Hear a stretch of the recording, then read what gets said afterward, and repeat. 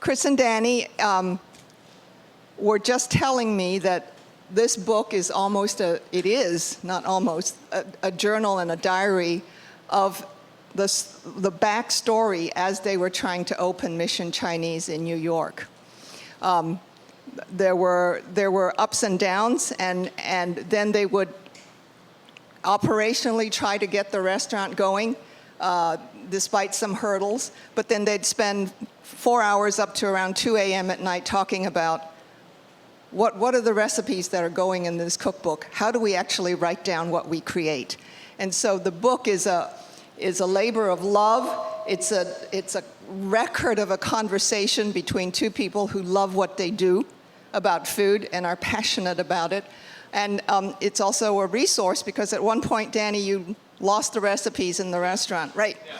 So they actually had some recipes recorded. So this is the working document for Mission Chinese. Unlike some cookbooks that are written by chefs and restaurateurs, this is real and alive and has the DNA of Mission Chinese in it. So they are both very accomplished. I think you know about them. Danny is a James Beard Rising Star award winner from 2013. Chris is the founder of Lucky Peach. He's really a fabulous food writer. And this is a great partnership. So today what they're going to do for you is a recipe from the book. And then we're going to pull in a Googler who contributed an idea for what he wanted these two to do. And they'll play for you. And be quite creative and googly about this whole thing. So without much ado, Danny and Chris.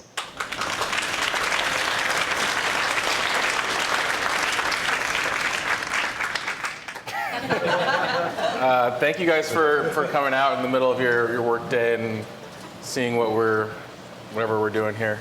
We're gonna cook some stuff, I think.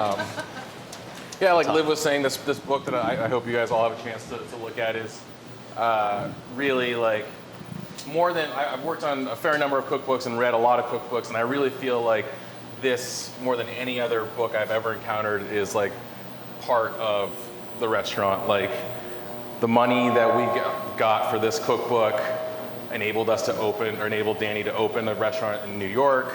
When Danny... We ran out of money, like very quickly.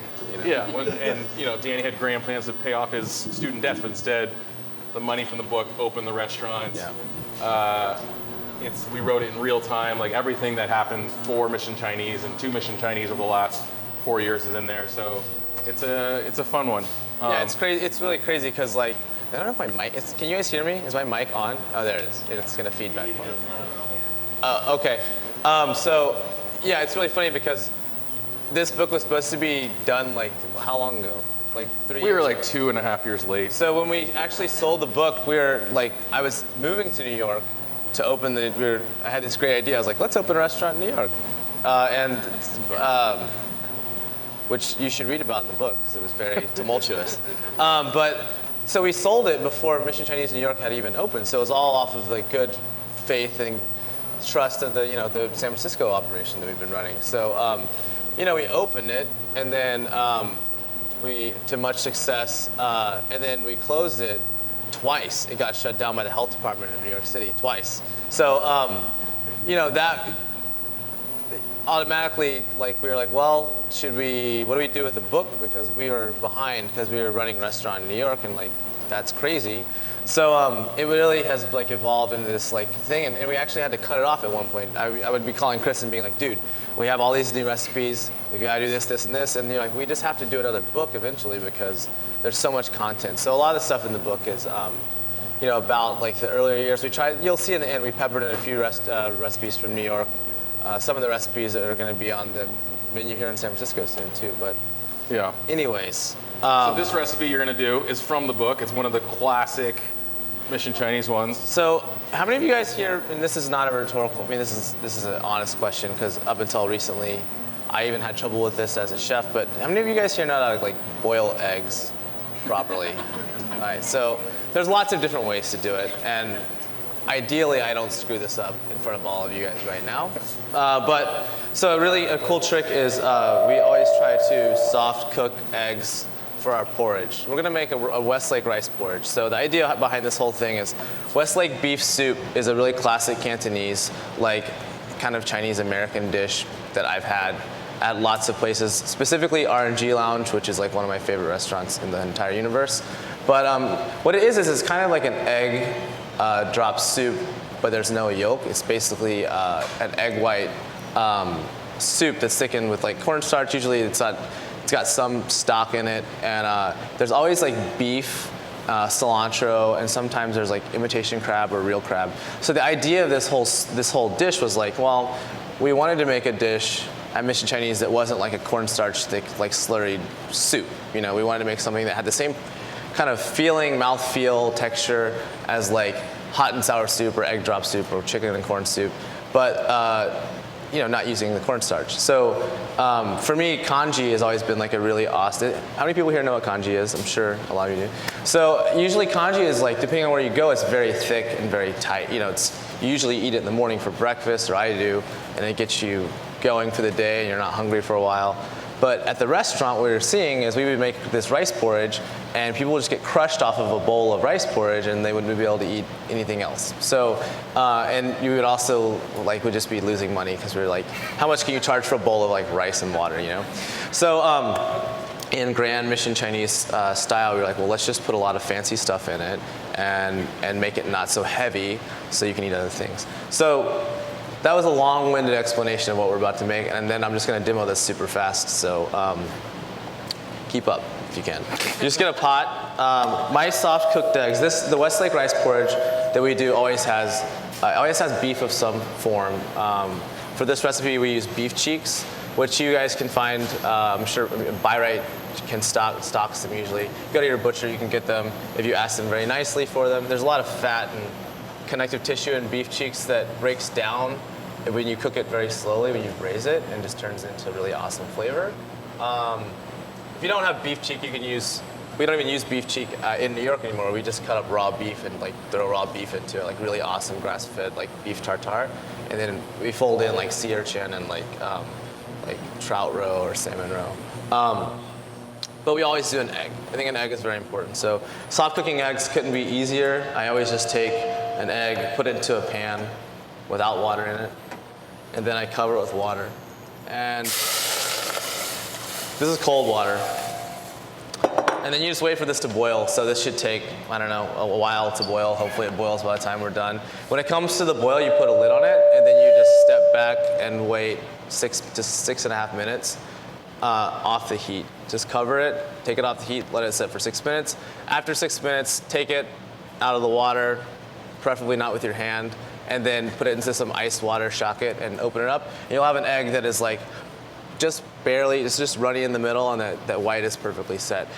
A lot of mistakes people usually make when they're soft cooking eggs is they drop eggs, and I did this myself, into like boiling water. And what happens is the outside of the egg, when it hits that hot water, usually the temperature of the egg itself from the refrigerator is cold. Even if you temper it, the temperature of the eggshell is it's a lot different temperature than the boiling water, and then it will like actually crack when it hits the bottom, and then you don't have this nice round egg. You have like little strands of white egg in your water, and it doesn't work. So I think covering with cold water, bring up to a boil, put a lid on it, 6 to 7 minutes, and you're golden. Another thing that I'm just going to hammer out really fast so we can make fun of ourselves about this book is the rice porridge. Ratios for rice porridges can vary wildly. I like to take a pot like this size. One of the things you want to remember when you're making a rice porridge, if you guys end up making this, is that rice is starch. So starch, if you don't pay too much attention to it, how many of you guys have like been making mashed potatoes and like forgot about it and then just burned your mashed potatoes? No one's gonna raise their hand, but I'm sure it's happening. So the ratio of rice to water is about 12 to 16 parts water to 1 part rice. So literally, you need like a gallon of water to like a cup of rice. So, and it makes a lot of rice porridge. So what's great about this dish is, Thanksgiving is coming up, if you wanted to make something for everyone when they come over and they're all like, you know, you're hungry, you don't want to get too full. Like a nice rice broth is really nice. It's easy. Everyone's impressed. Like, wow, he made congee, and all you gotta do is buy fancy stuff and put it in this rice broth, and everyone will be very impressed. You're just giving away the entire business model. This is how you open Mission Chinese Food. Just make rice broth, put fancy things in it, you're good. So this is working out perfectly, actually. So this water is about to come up. It's coming up to a simmer.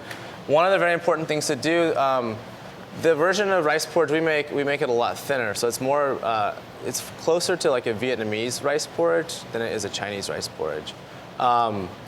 Neither way is right or wrong. I just like prefer it to be a little thinner. Big pot, small amount of rice. This goes in the pot, and then you toast this. You want to toast this until it smells fragrant. I always use jasmine rice. I really love jasmine rice. I think the flavor is amazing. You can use short grain rice, but know if you use short grain rice, it's gonna let a lot thicker. Yeah, so that's it. Toast this on this thing, on like on a stove or whatever you have at home, hot plate, until it's fragrant. You don't want it to be brown or anything like that. And then you want to add your water or stock. I always add water. And then, you know, it's kind of crazy because the way I was taught to do this, the lady at Duck Loy, does anyone know what that grocery store is? And there's a market in the Mission next to Mission Chinese Food called Duck Loy. It's a Vietnamese market. The owner's name is Amanda, and she was just like, oh, when I make my rice porridge, I just put a whole chicken in there. And I was like, okay. But it really works because all the flavor in chicken is really in the protein. And there's flavor you can pull out of the bones if you're making a chicken stock.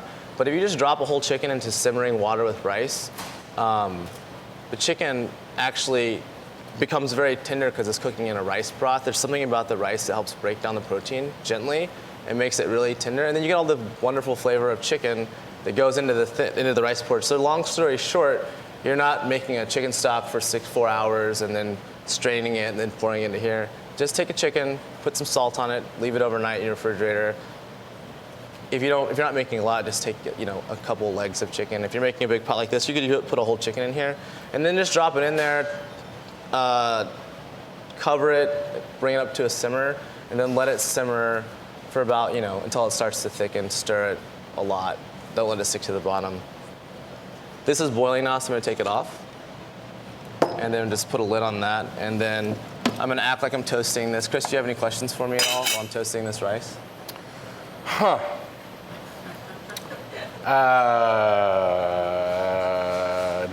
I have not seen The Martian yet, so I don't know if I can't. I don't know.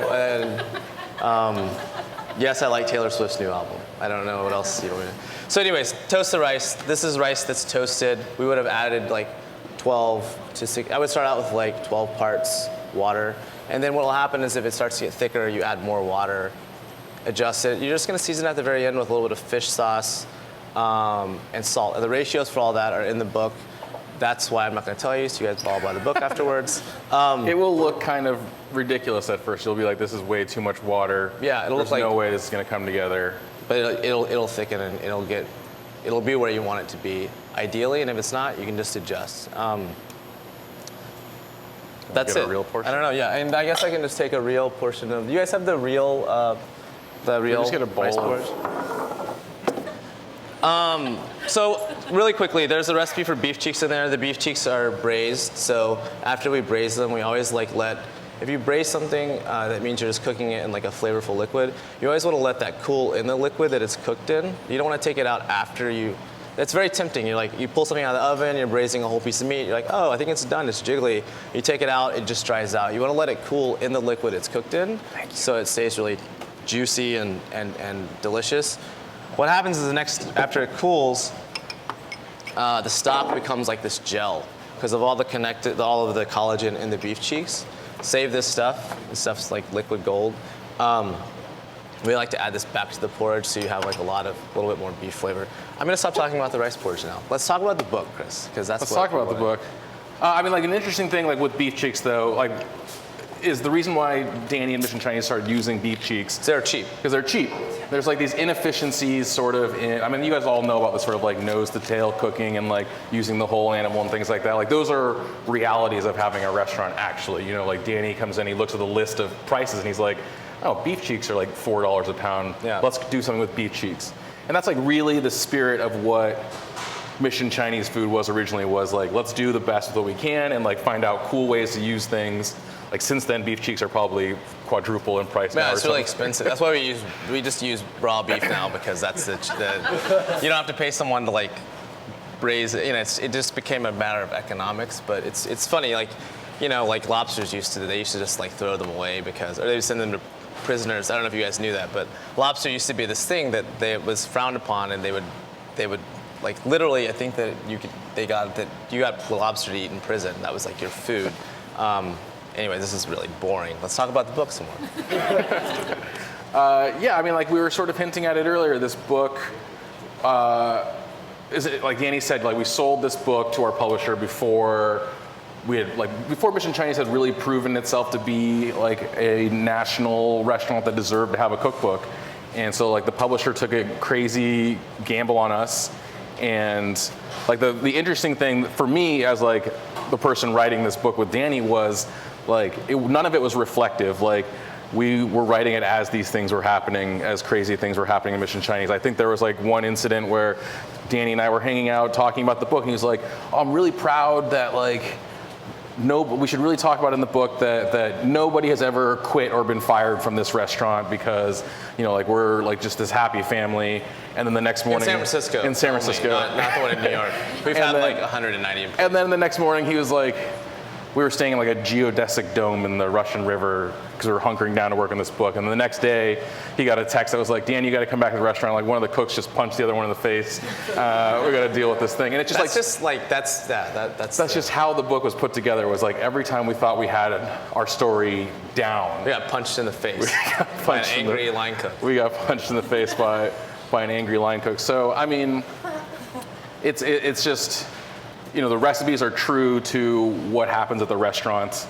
Like Liv was kind of hinting, like when Danny was opening the New York restaurant, his computer crashed and he called me and was like, do you have our recipes backed up somewhere? Oh my God, it was crazy. It was insane. We lost everything. And he actually, because of Chris, there's still Mission Chinese Food. Because we didn't have them written down. I didn't have them written down. Yeah. But we do now. Now we're very organized. It took a long time to get there. But yeah, I mean, I don't know. We're super proud of this thing. It's like nothing. Like I think it says in the book, it's not like we're at the top of the mountain, like looking back, and this is just a reflection of what we've accomplished. It's literally us just trying to get our shit together. Like, everything's happening, and like all this positive stuff happens, all this really negative stuff happens. And it's all there. It's just like, well, okay, and then, I mean, we were like getting these yelling matches with each other, like, because there's never enough time. Like, how are we gonna get this thing done? Like, how are we gonna get this book done? And it was like, it's funny because when it was actually finished, we were like, oh wow, this is really amazing. I thought like, you know, we didn't have enough. I was like, you never think you can do enough. You're like, oh man, it just needs more of this and this and this. And it has a lot of stuff. It's a lot of content. So I have a question. No. So, division of labor. You did the recording, Chris. You did the talking. I talk. One cup of I'm very rice, good at just talking at people, like as you can see, and just rambling on and going in circles. So I just would talk to Chris, and he would just painstakingly listen to me. Sometimes I think you were just playing Xbox and just recording, because I mean I was in New York and you were in here. Yeah, it's an odd process, honestly, to be writing a story like this one, or to recording recipes of a restaurant that's still evolving. And that's why, you know, when Danny's saying like we kept on adding and couldn't stop, is because, you know, for example, like the recipe for Mapo tofu that's in this book is probably the 35th version of that recipe that's been served at the restaurant. And, you know, that's exciting to me as a diner and as a writer for somebody who wants to keep on refining and improving their product. It's like nerve-wracking for a chef to put out a version that they're like, well, this is gonna be better next week, and everyone who's gonna have the books is gonna have like a slightly shittier version. No, but it's good though, because what's funny is, like, you know, the way Mission Chinese started is like we had no formal. I've never cooked in a Chinese restaurant. I'm not Chinese. I grew up in Oklahoma until I was like 19, and then I moved to San Francisco and like spent like 10 years here, and then moved to New York, and like, so yeah, I'm not a Chinese chef. It's pretty insane because of that, like trying to learn all these recipes, we would come out the gates like, you know, swinging for the fences. So like it was like, how can we make Mapo tofu like 300 times better than it actually is, and how many ingredients can we use? And so the first version of Mapo tofu had like 33 aromatic ingredients in it, and then, you know, we got that out of our systems, and then realized, well, it's kind of like linguine and clams. Is like you can't really do much to improve linguine and clams in its truest form. Like you're not going to do much. It's just a perfect flavor. It's like a caprese salad. There's tomatoes. There's insanely good buffalo mozzarella and like basil and olive oil and sea salt.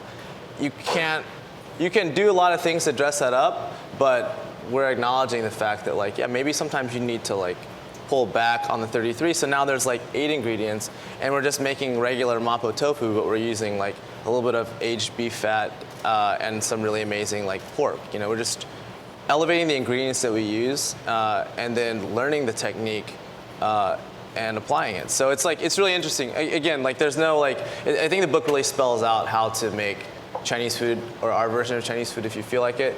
And it also is very entertaining because you can actually see how it all has been evolving and has evolved into what it is now. So it's interesting to me that your process was never, let's go to China.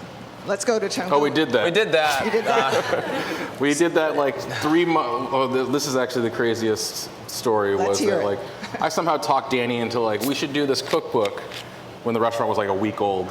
And I was like, you know what would be really great for this cookbook is if we flew to China and you did a pop-up in China, yeah, and like saw how that went. So I've been working inside of Mission Chinese Food for like a little while, but Mission Chinese Food was originally a pop-up, so like, you know, it's owned by the Mission Chinese Food in San Francisco. Is owned by a Chinese family. It's called Longshan. The restaurant is called Longshan. There's no actual Mission Chinese Food that exists in San Francisco. It's actually called Longshan. And we did a pop-up inside called Mission Chinese Food, and it just never ended. So there's no, I mean, it's just Longshan. But what happens is I'm sitting there in this restaurant. I don't speak Chinese. I'm working with only Chinese cooks, showing them my version of Chinese food and how to make Chinese food. They're looking at me like I'm crazy, and then we go to China. So I have this weird chip on my shoulder. I'm like, well, if I'm doing everything wrong, I'm gonna go see how everyone's doing it right. So the first trip to China, we've taken 2, was kind of an ill-fated trip. And it was just me kind of being a young, ignorant, you know, immature cook and being like, prove to me that this is better than what I do. And then, you know, the second trip was actually the most telling because at that point I kind of realized that I wasn't the best chef. I was very far from being the best chef in the world or knowing anything about what I, you know how to do now. And that was like, it was just a good life lesson. It was like, you know, don't be like, you know, a little punk, immature kid, and you can like learn a lot of things. So, you know, we've been to China twice. The first trip was like the first right trip is before. Specifically funny because like one of the big newspaper articles that made Mission Chinese San Francisco a big deal was Mark Bittman wrote an article in the New York Times about Mission Chinese and it being this cutting edge restaurant. And when something like that happens to your restaurant, the New York Times declares your restaurant to be like one of the most important ones in the country, like you are besieged with business. I think that the day that that article was scheduled to come out, Danny was like, let's like just not be open. Well, we couldn't let's handle just close it. No. the restaurant and go. Like, I don't want to deal with any of it. Yeah, so we're getting pretty busy, and like we're orchestrating this thing, like, because Longshan was still doing Longshan's 150-item Chinese takeout menu, and we were doing Mission Chinese Food like next to them, so like their wok burner was here and ours was here, and like we were just getting hammered, and I was like, there's no way that we're going to be able to handle this onslaught of people that are going to come. So let's just close and go to China for a week, and then hopefully bond with each other because we went with the owners, and like kind of get our shit together so when we come back, we can like all like survive. It was a great trip. It was a good trip in a lot of ways. I was very uncomfortable. I was probably whining a lot about stuff, but like it was great because we came back and then it got really crazy busy. I mean, the first year of Mission Chinese, I remember Michael Bauer came into the Mission Chinese Food. I know you guys should know who Michael Bauer is. He's in San Francisco. Food critic, and you know there's a song and dance that you do in the restaurants where you act like you don't know who the food critic is when they come in, and then like they act like they don't, you know, they're anonymous, and then you, but obviously you just as a chef you're like, holy shit, everybody, the food critic is here, make sure the tables around them are VIP, make sure that table's VIP, just let me taste everything before it goes out. But at Mission Chinese Food, it was our, like, we were just kind of screwing around. It was like our thing. It was like our like little like boys club, I guess. You know, we were just like playing around trying to make Chinese food. I remember he came in and I walked next door to Commonwealth that had just opened. It hadn't opened yet. And I was talking to Jason Fox. I was like, hey, how's it going? He's like, good. I was like, oh yeah, Michael Bauer's next door right now. I was just having lunch. He's like, oh, it's because you're getting a review. You should probably go back over there right now. I was like, oh no, there's no way, like in hell. And so I had no idea. I was like, he thought that like Bauer was just stopping in, like there's like the idea that Mission Chinese would be reviewed was so preposterous that he just assumed that he was hanging out having lunch. I thought the second time he came in, I was going up to him like, hey Michael, what's going on? Like, you know, because I'd seen him at so many restaurants I'd worked at before. You know who that is. And then the thing that I feel like one of my proudest, the most proud I've been is whenever Michael Bauer named, like that's when things really popped off, is when Michael Bauer named me as like a rising star chef in like 2011 or 12. And that was when it was just like, oh God, this is becoming serious. All while working in this restaurant that's not mine and with the owners that had no idea. They were like, why do you make things so spicy? And like why are you, So sort of like the whole Mission Chinese Food story is like success in spite of ourselves. Like closing down the day that Bittman's article came out is like a Christmas tree lot closing for December. Yeah. Like, it was crazy. But hey, we have to get to another thing here.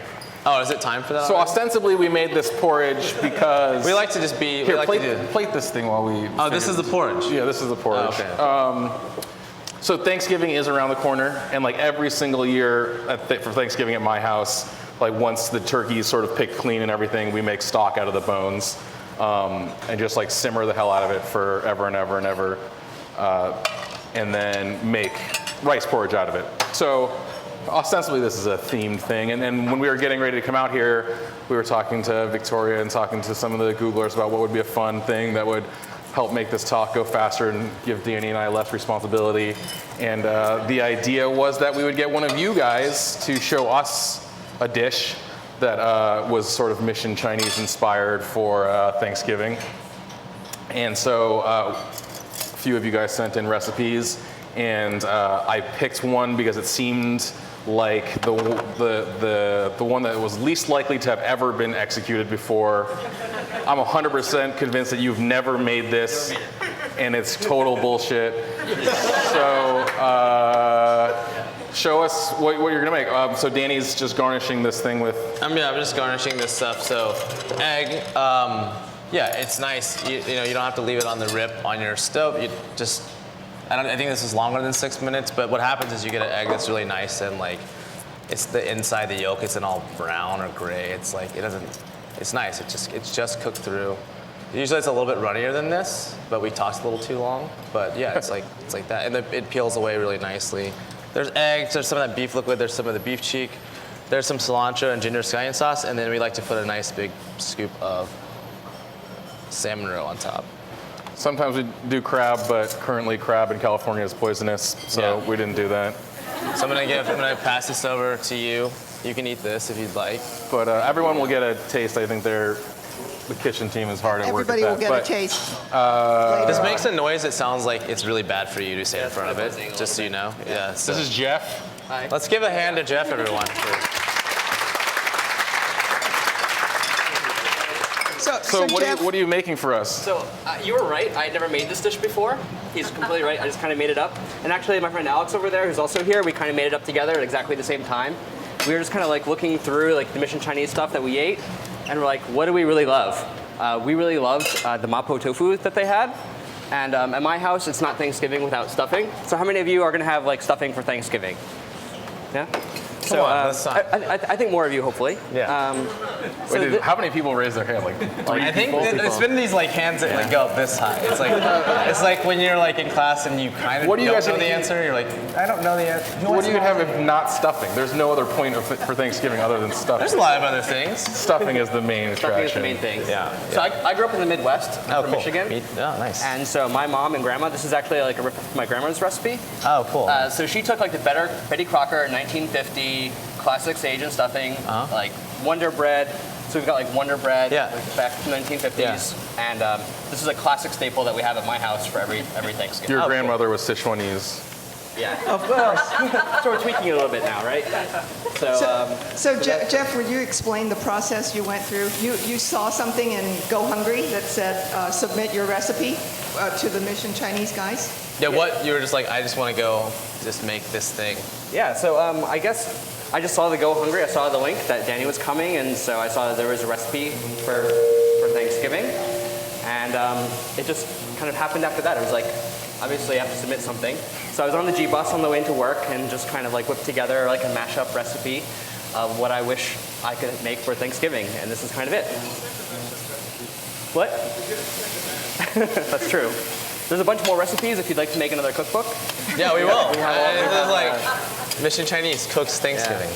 I would also say that if anybody else submitted a recipe and we didn't like pick it or whatever, I saw all the recipes and specifically was like, can we just do all of these and Danny and I don't have to do anything? Yeah, But we were shut down. So I wanted to do all of them, but I was denied my laziness. Was it a requirement? I don't remember that the recipes were never cooked, never tested. No, I would assume that most of them had been done Sounds before. But I saw Mapo tofu stuffing and I was like, that's bullshit. No, it's gonna be great. It's gonna be great. amazing. So this is basically, it's basically like bread and tofu are pretty much, kind of relatively bland things that it uses as a base for whatever you want. So this is basically just like your Thanksgiving stuffing recipe that you have here. Like you've got celery, you've got onions and garlic. We threw in some chili oil Oh, nice. in there to get things going. You do realize you're doing a better cooking demo than I did already. I just was I don't know like, about put that. things in a pot, boil it, not too long, toast this rice. Yeah, you're special. I'm just the amateur. Is there anything I can do to help you? Like, I can put actually, Danny I to know work. how to, I do know how to Put cook Danny to things, work so here. Go for it. Sure. I'm just gonna give you. If you guys are Instagramming, make sure you see this part because people are like, Danny Bone actually does cook. He doesn't just. Yeah. So this is Szechuan peppercorns. So this is like one of my favorite things about Szechuan cuisine, Yeah. right? So you know how to check? I found a very amazing way to search for good Szechuan peppercorns because like up until recently, Szechuan peppercorns in the U.S. were banned. Like the FDA didn't, they weren't approved for They're not import. actually They thought peppercorns, it was right? the same Yeah, virus it's, that it's, caused citrus disease. So the citrus industry absolutely refused to let Sichuan peppercorns. So a lot of the ways There that was they no would let connection. it, a lot of places, the way they would let it come into the States years ago is they would like heat treat or radiate the Szechuan peppercorns because for some reason they thought that if they brought the peppercorns to the States, something crazy would happen, like we would have some crazy outbreak of, I don't know. But anyways, when you do that, it takes a lot of the numbing qualities away from them. So when you look for Szechuan peppercorns, you want to look, it should look like an ear canal, like the budge. It's actually a berry from the prickly ash tree, but they should be open, and it should look like a really a canal, like an ear canal. And that's boring fact. Nerdy, Yeah, just perfect. FYI, Great. that's. Anyways, I'm sorry, I'm stealing your spotlight. No. So this is, you can mince the garlic as well. I'm not going to bother mincing it and grating it. Otherwise, somebody's going to get some lucky garlic bits in there. Good. And so this is like basically, if you look at in like Danny's recipe book, he has like a recipe for this like your like Mission Chinese like Mapo tofu spice here. So this has got like the mushroom powder. This has got like the Szechuan peppercorns. It's got the ground up chilies. Oh, nice. So really, as spicy as you want to make this, Yeah. you can like crank up the heat or not. Yeah, go for it. Just gonna bam it up over Yeah, there. man. This is your moment. If you've ever wanted to How do are that. you not now gonna you bam that right Bam. there? I missed it. Next time. So Everyone's supposed. That's when the whole crowd like stands up and like. yeah. Danny in the book like really accurately identified that whenever Emerald was like kicking it up or putting like some extreme amount of stuff into it, it was always like actually a very tiny amount. Oh, it's like a ramekin this big. It's like, yeah, it's like these things he has here, just like, bam, and then it's like when Oprah is like, everyone's getting like a free trip to the Caribbean or something like that. Like he's just like garlic, bam, and everyone's like, yes! Yeah. So this is Used the to be bread. so easy. Now This is you the bread. I have to tell you, that is not Wonder Bread. Did you specify, did you brought Wonder Bread, or did we prep it here? I brought Wonder Bread. Okay. We don't do Wonder Bread. I didn't think you'd have Wonder Bread at the Google Okay. Kitchen, so I had to bring it. Nice. Yeah. So this is basically like a 36 version of Mapo. Oh, cool. I wonder how that tastes. I mean, Yeah. I'm sure it's delicious. Yeah.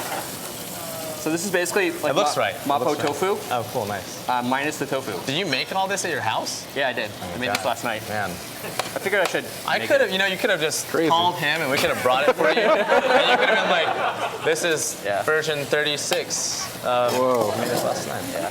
So next time. So next time. I can make Next it. We time. can make it easier for you if you want. Yeah. So this is got a lot of the chicken, like pork stock, chicken stock. Oh, cool, It's nice. Thanksgiving, so maybe you have some leftover turkey stock. Yeah, of course. Yeah. So you call it stuffing, not dressing, because that is a bone of contention in American culture. It's stuffing in your neck of the woods. So my mom always calls it stuffing. Okay, Will and always it be stuffing. actually goes in the bird? It used to. Uh-huh. It doesn't anymore now that I'm cooking. Okay, But we still call it stuffing, even though it's not stuffing. okay. Yeah, it's actually safer. Yeah, but Stuffing is kind of. nobody calls it dressing. Like, who calls it dressing? That makes no sense It's like to me it's the like South. calling In the soda South. like pop. Who calls it pop? Yeah. I mean, technically somebody does. People do. I think it's somewhere. Yeah, but not in my household. They call it pop in Oklahoma, That's true. and they call it stuffing. They call it dressing in Oklahoma too. Sorry, Chris. We're in California now. Yeah, I know. Yeah. So cool. So this is basically it. So kind of like you could have sauteed some sausage, put everything else in here, or you could have just gone to like Danny's restaurant and gotten. Yeah, some you can just takeout. come ask us to help make your life easier and buy like Yeah. some of the just the base. The base, if you'd like. yep. But I'm gonna have to explain that. You have to translate for me and tell Sue and Leong that people are gonna be coming to buy just the Mapo sauce cold. Just the Google bus is gonna pull up outside when Sean. People are gonna 86 come out. pints of Mapo base. Yeah. And then it's basically just combine it together, right? And since the bread is nice and dried, it's gonna soak up all the moisture from this, and then you would add. Do you need to add more stock if it's not wet enough, or like? I mean, do you like to have it like your dressing be more wet or dry? That's the like big question, right? So, Yeah. how do you like your dressing? Do you like it crunchy? Do you like it dry? Soggy? Some people like it almost like bread pudding. Yeah. I like mine on the crispier side. Yeah, me too. I don't like this. Gets too soggy. It's like eating bread pudding. Yeah. It kind of bread never comes back. Right. So Let me ask you though, like if you're not a Chinese person yeah. and you try to like, Theoretically. and you're like, oh, family dinner, everyone's coming over, all my white family's coming over, and like I'm trying to pull out the Mapo tofu stuffing, or you just have like a full-scale rebellion on your hands, just like, what are you trying to do here? Like, I think if you didn't tell them that it's Mapo tofu stuffing, they would just be like, "This is a really delicious." but just I mean, like people don't like their Thanksgivings messed around with, you know, they want don't like it. stovetop. There's no spice in Thanksgiving. Yeah. It is just a bunch of butter and sage. It's funny, like whoever grows sage. When do you buy sage except for like things? I always see people freaking out. Like, do you have savory? Like, or do you have marjoram? Like, that's the one holiday that like the herb growers just. That's so Like if you're a creative. sage farmer, it's like tough times It's like, until yeah. It's like or like a cranberry farmer. Yeah. I think Thanksgiving should always be a little spicier. Personally. So how do you like it? So my mom used to make stuffing very similar to this. She would she would save we'd make cornbread. She would like save the leftover cornbread, and she would like dry that out. And she would take like Wonder Bread or like white bread and dry that out until it's like, like that. And then she would add a bunch of dried sage and thyme and butter. And then she would also take a box of stovetop stuffing and then canned chicken stock. I mean, I grew up in Oklahoma, but she would cook it like a cake or and it was very like, you could like pick it up and eat it like pizza. It was like really cool. There's like celery. It's basically what you're making now. I don't understand how it's it's the same thing. Hers didn't have any meat in it. It just had chicken stock, but I like it where you can just pick it up and eat it with your hands. Yeah. Which I don't think anyone here has probably ever had it that way. It's very wrong, but very right in my opinion. Yeah. So, Do you do egg in there?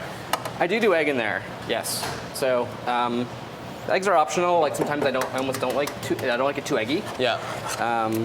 Let's see. Let's just. You can just crack them into here maybe, and then we can stir this together and then stir it back in.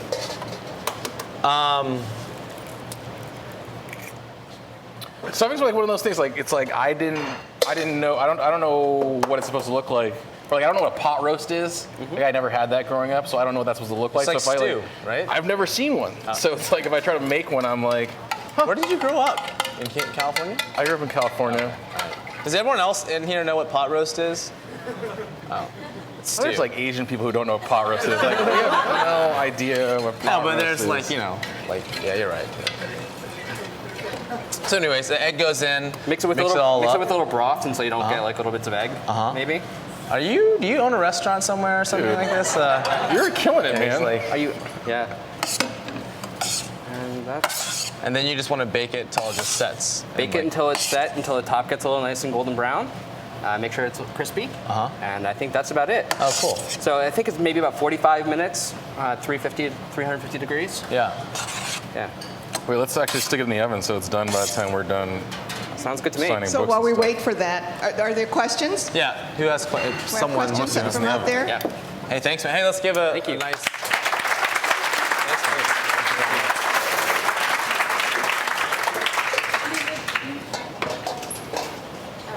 Hi. We can take heat too, so you can ask us very uncomfortable questions. Please don't ask the following questions. What's your favorite restaurant? Oh. So hopefully you weren't going to ask No. that. Please don't ask New York versus San Francisco, because I'm not going to answer that. And also, please don't ask the last thing I would eat before I die, because hopefully I don't die anytime soon. Those are the only. Other than that, if you want to ask anything else, like Yeah. So I had a chance to eat at your restaurant in New York last month. It was great. Cool. So I had two questions. Can you tell us the story behind how pizza made it to the menu? Mm-hmm.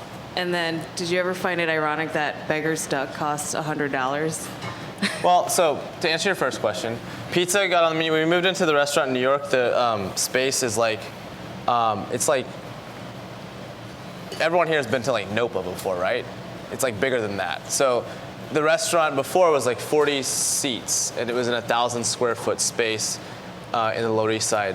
And then now it's like, I don't even, it's like very, very big. It's like 140 plus seats, plus we have a private dining room. So when we moved in, this had been a restaurant before, and there was a brick oven there.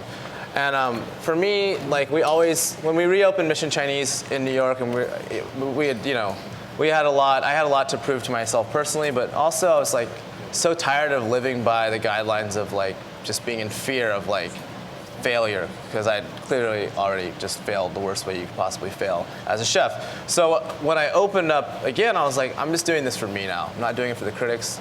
I don't give a shit what anyone else thinks. If I know that it's good and it's something that I really love and like, and that's what food and cooking is all about anyways, then I want to make it, and then hopefully that happiness that I'm projecting into this dish will translate to people and that are eating it. And also because not everyone wants to eat Sichuan food all the time. So a lot of kids would come in, and their friends would come into the old restaurant, and like say David Chang comes in, and like he's eaten at the restaurant before. What can we give him that he's definitely not going to expect? You do this to friends all the time. So we used to just order a bunch of pizza at the original Mission Chinese Food.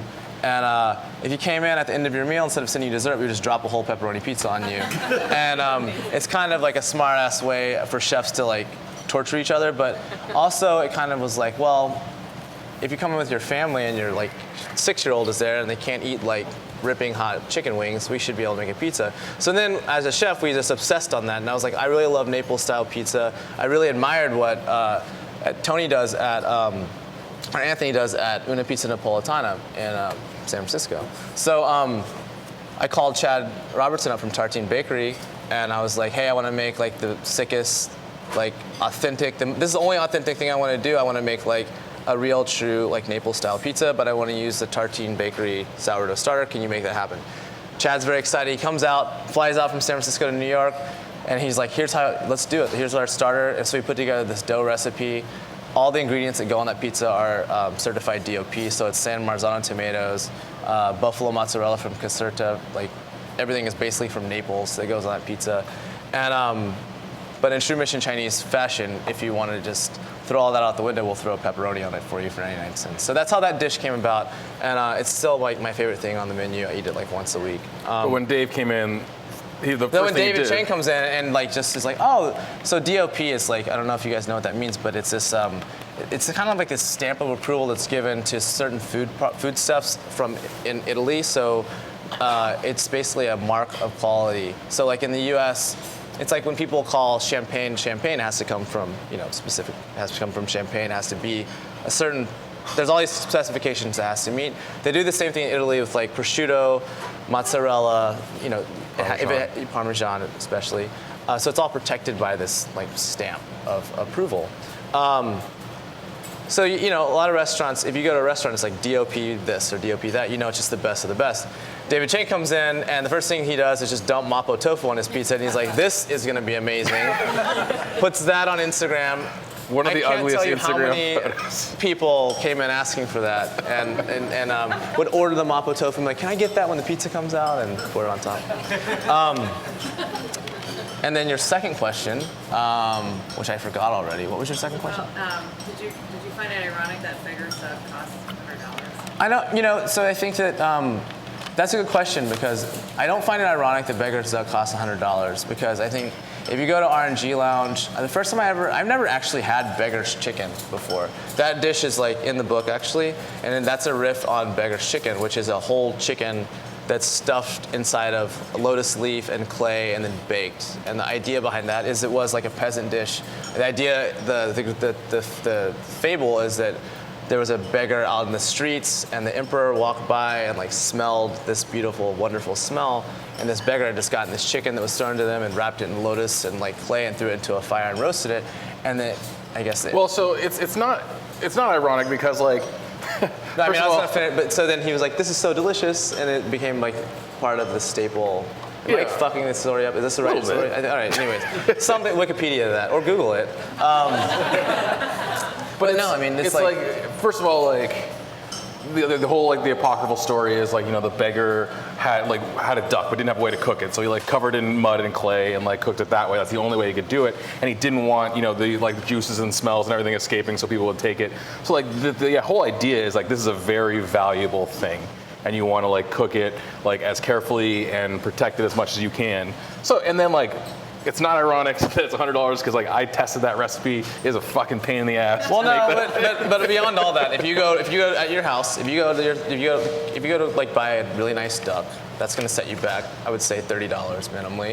If you buy enough duck fat to confit a whole duck in, that's gonna set you back $60 more. So it's actually cheaper just to come to that dish. Actually, is cheaper just to come eat it at the restaurant. If that beggar could like make a business out of selling they his should duck. It should just be called Beggar's Duck. That's the next restaurant we're gonna open. Yeah. Thank you. Anyways, Thanks for coming. How did you two meet? well, so we met. Well, I always say the most inappropriate things when people will say, "How did you meet?" But the true story is that we met at Mission Street Food. And we met through Anthony Mint, my other half of Mission Chinese. And Chris, I thought Chris was a line cook because at Mission Street Food, it would be these guest chefs that would come in every like week, and I was just helping out. So you would just meet different people, and I would just see Chris would just always kind of be there.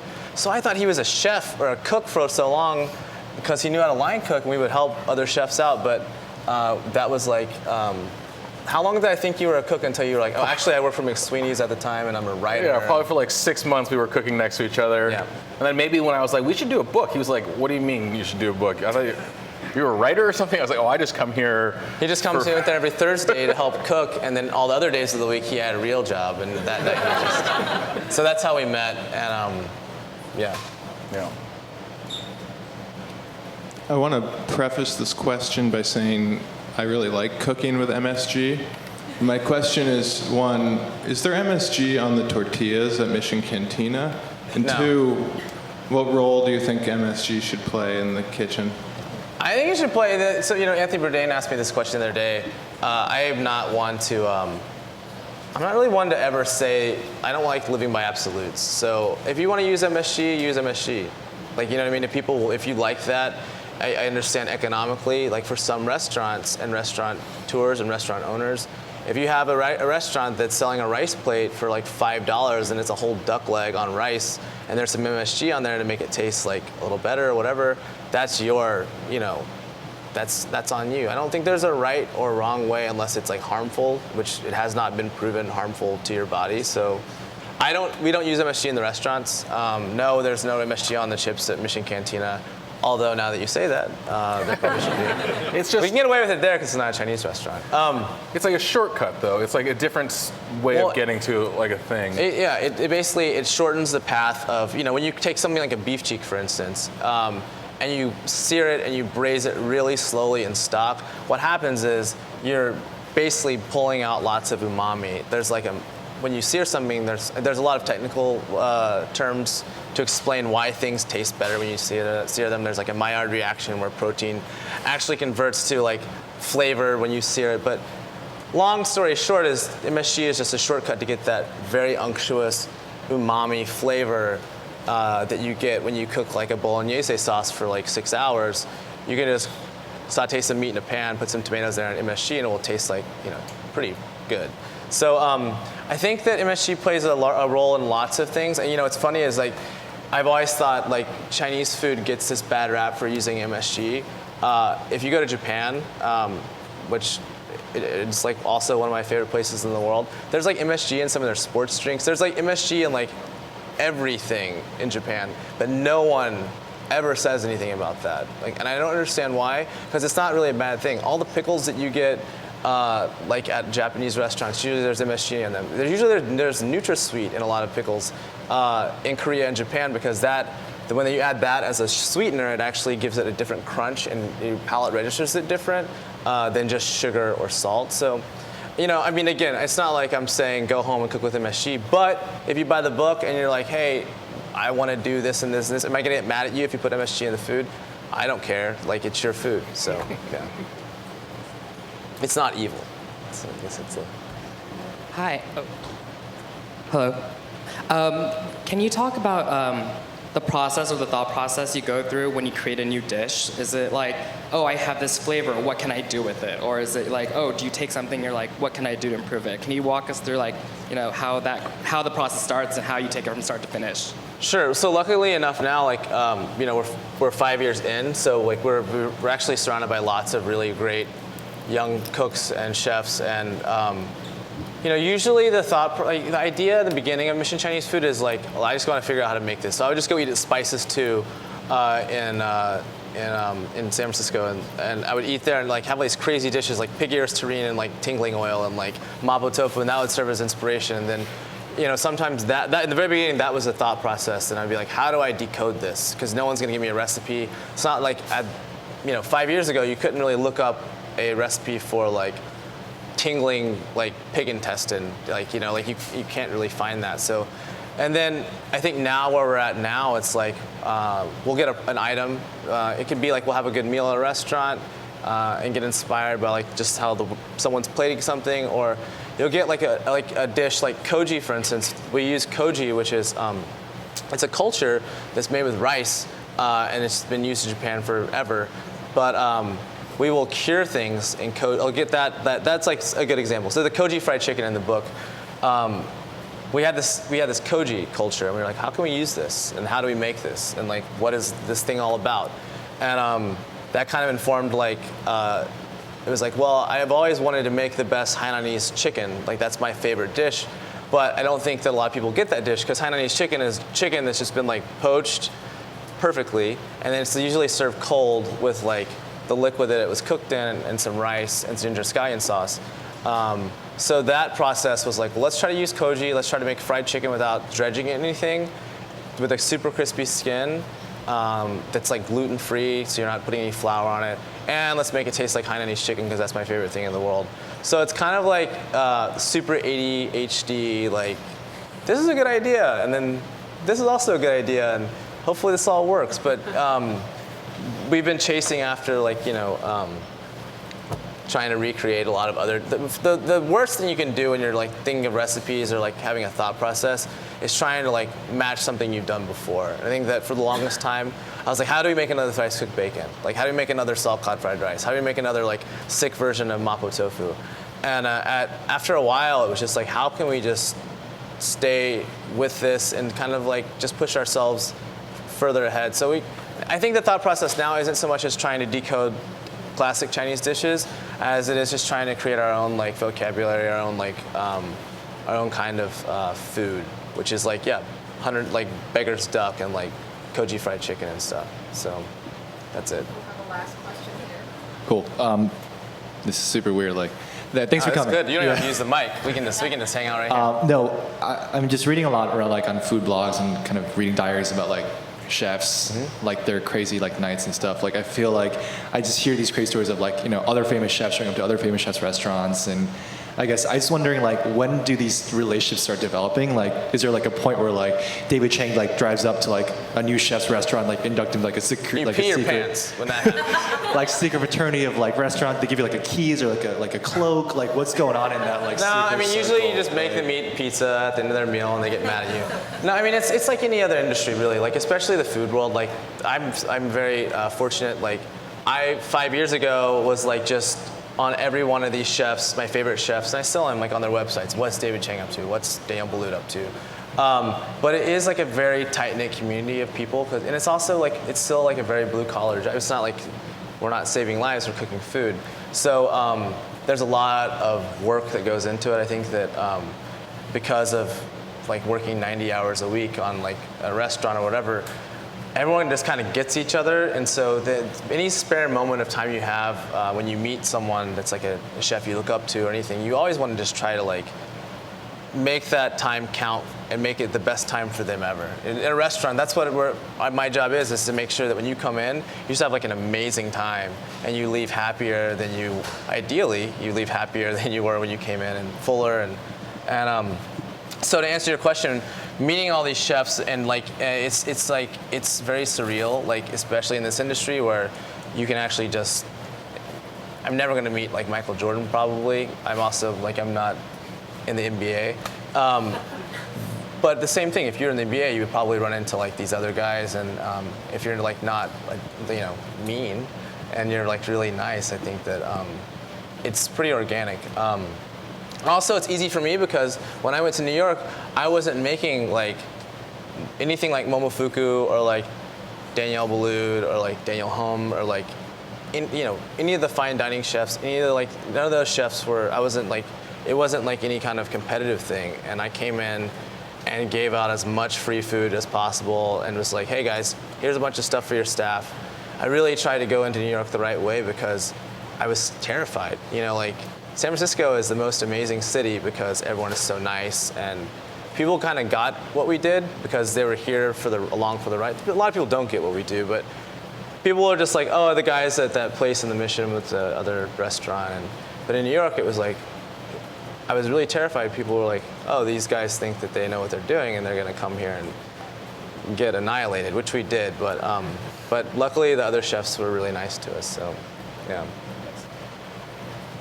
Thank you so much Yeah, for thank you sharing your guys for- story yeah, and your demonstration. I mean, thanks for this demonstration. Really. Thank you. It was a Yeah. great story. Thank Yeah. you for coming. Yeah, cool. There are tastes of the porridge in 3 locations. They're identical. You don't have to go to all 3. And if Jeff's stuffing is done, we will pull it out. Jeff's and- stuffing smells wonderful right now. I'm Yeah, not lying. it sure does. I'm So- not joking. And that smell you're smelling is not the rice porridge. It is. Thank you so much. Yeah, thank you guys.